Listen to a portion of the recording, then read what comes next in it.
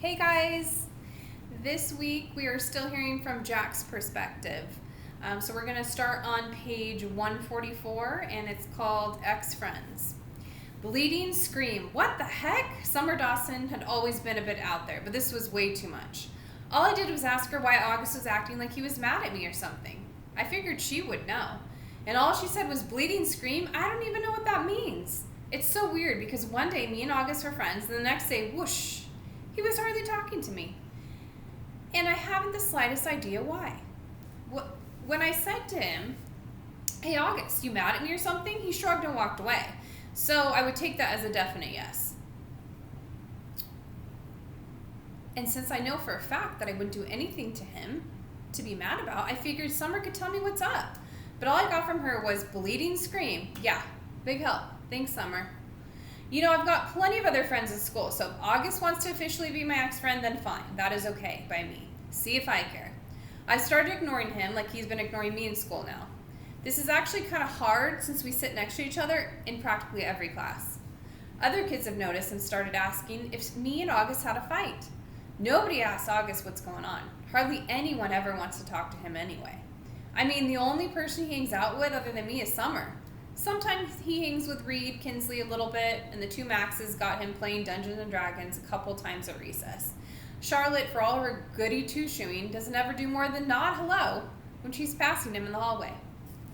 And I don't know if everyone's still playing the plague behind his back because nobody ever really told me about it directly, but my point is, it's not like he has a whole lot of other friends he could be hanging out with instead of me. If he wants to diss me, he's the one who loses, not me. So this is how things are between us now. We only talk to each other about school stuff if we absolutely have to.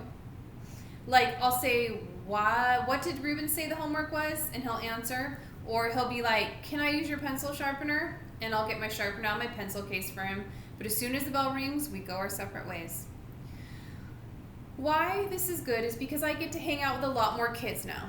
Before, when I was hanging out with August, all the time kids weren't hanging out with me because they'd have to hang out with him. Or they would keep things from me, like the whole thing about the plague. I think I was the only one who wasn't in on it, except for Summer, maybe the D&D crowd. And the truth is, nobody's that obvious about it. Nobody wants to hang with him. Everyone's way too hung up on being in the popular group. And he's just as far from the popular group as you can get. But now, I can hang out with anyone I want. If I wanted to be in the popular group, I could totally be in the popular group. Why this is bad? Well, A, I don't really enjoy hanging out with a popular group that much. And B, I actually like hanging out with August. So this is kind of messed up. And it's all August's fault. Snow. The first snow of winter hit right before Thanksgiving break. School was closed and we got an extra day of vacation. I was glad about that because I was so bummed about this whole August thing and I just wanted some time to chill without having to see him every day. Also, waking up to a snowy day is just about my favorite thing in the world. I love that feeling when you first open your eyes in the morning and you don't even know why everything seems different than usual. Then it hits you, everything is quiet. No cars honking, no buses going down the street, then you run over to the window and outside. Everything is covered in white. The sidewalks, the trees, the cars in the street, your window panes. And when that happens on a school day and you find out your school is closed, well, I don't care how old I get. I'm always going to think that that's the best feeling in the world, and I'm never going to be one of those grown-ups that uses an umbrella when it's snowing, ever. Dad's school was closed too, so he took me and Jamie sledding down Skeleton Hill in the park. They say a little kid broke his neck while sledding down the hill a few years ago, but I don't know if this is actually true or just one of those legends. On the way home, I spotted this banged-up wooden sled kind of propped up against the old Indian rock monument. Dad said to leave it was just garbage, but something told me it would make the greatest sled ever. So Dad let me drag it home, and I spent the rest of the day fixing it up. I super glued the broken slats together and wrapped some heavy-duty white duct tape around them for extra strength. Then I spray painted the whole thing white with a paint I'd gotten from the alabaster sphinx I was making for the Egyptian project. When it was all dry, I painted lightning in the gold letters on the middle piece of wood, and I made a little lightning bolt symbol above the letters. It looked pretty professional, I have to say.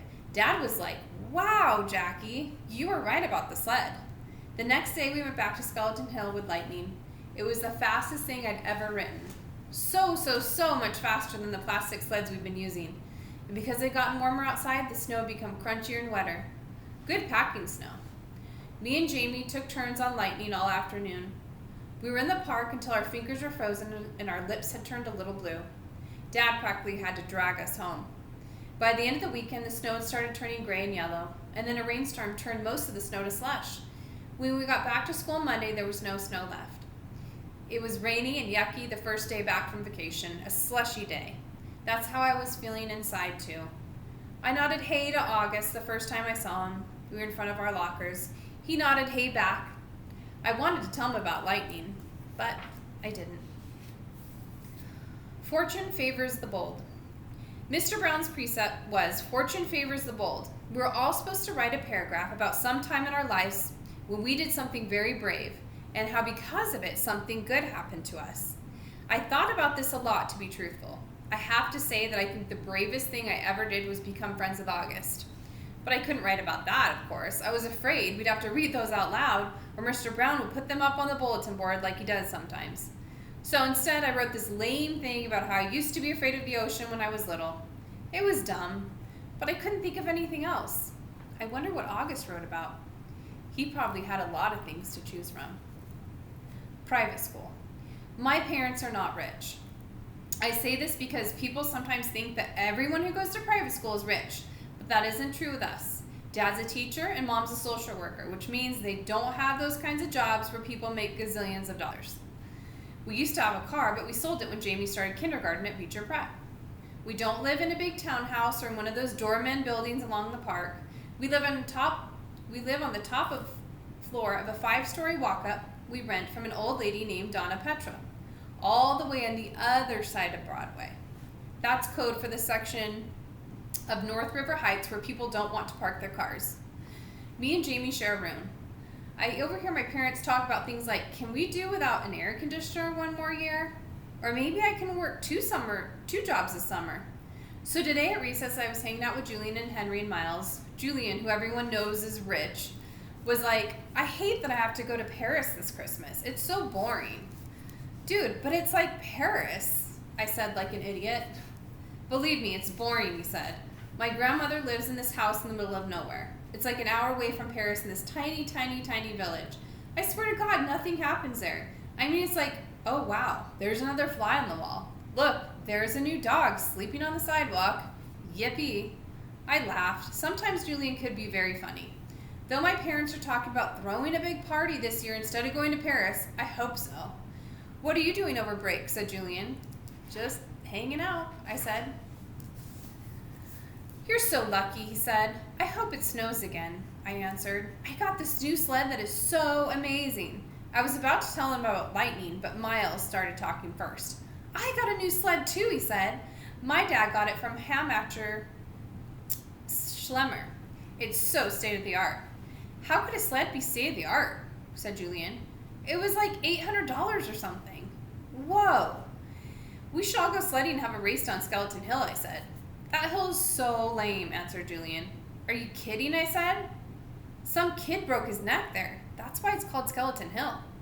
Julian narrowed his eyes and looked at me, like I was the biggest moron in the world. It's called Skeleton Hill because it was an ancient Indian burial ground. Duh, he said. Anyway, it should be called Garbage Hill now. It's so freaking junky. Last time I was there, it was so gross, like with soda cans and broken bottles and stuff. He shook his head. I left my old sled there, said Miles. It was the crappiest piece of junk, and someone took it too. Maybe a hobo wanted to go sledding, laughed Julian. Where did you leave it, I said. By the big rock at the bottom of the hill, and I went back the next day and it was gone. I couldn't believe somebody actually took it. Here's what we can do, said Julian. Next time it snows, my dad could drive us all up to this golf course in Westchester that makes Skeleton Hill look like nothing. Hey, Jack, where are you going? I started to walk away. I gotta get a book out of my locker, I lied. I just wanted to get away from them fast. I didn't want anyone to know that I was the hobo who had taken the sled. So, have you ever possibly had maybe a disagreement or argument with a friend and neither one of you guys were talking, but you both really missed each other. I think that's what Jack and August are going through right now. And then you have Jack kind of hanging out with Julian and Miles, not really wanting to because they're not his crowd either. Jack's a lot like Summer, where they just like to hang out with real people. And August, he's a very real person. He doesn't hide behind any facade. So the part about the sled I thought was interesting because that was a sled that Miles had given away. And Julian was going to tell them about it, but before he got a chance to, Miles interrupted. So, yeah, I can't wait to hear your guys' thoughts. Loving the summaries, so stay tuned for the next video. Bye.